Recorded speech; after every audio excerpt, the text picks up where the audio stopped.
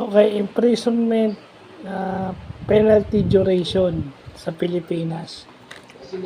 So, bakit ko na-vlog to?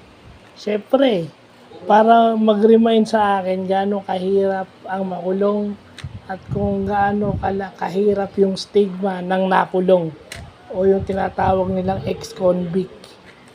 Convicted, ibig sabihin na patunayan ka nagkasala for whatever reason.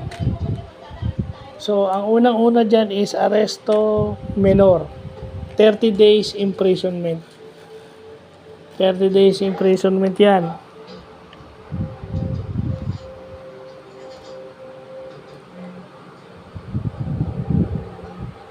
Yung arresto mayor, 1 month and 1 day to 6 months.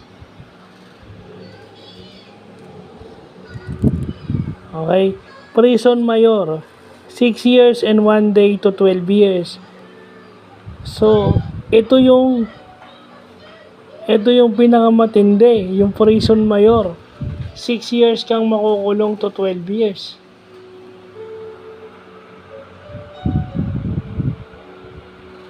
Then, prison correctional, 6 months, 1 day to 6 years.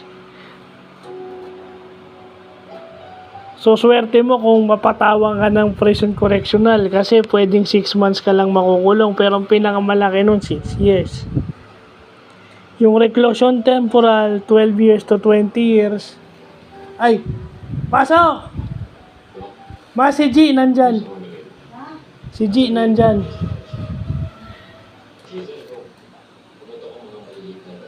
So, ano ba to? Nawala ako Yung reclusion temporal is 12 years to 20 years.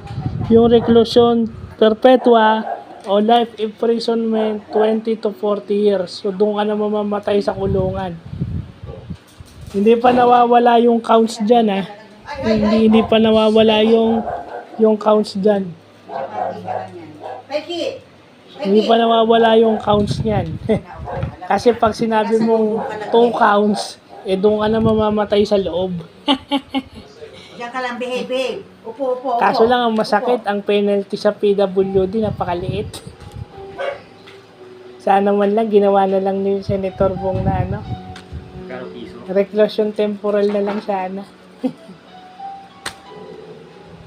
So, yun lang yung magandang natututunan natin na meron tayong imprisonment penalty duration sa Pilipinas.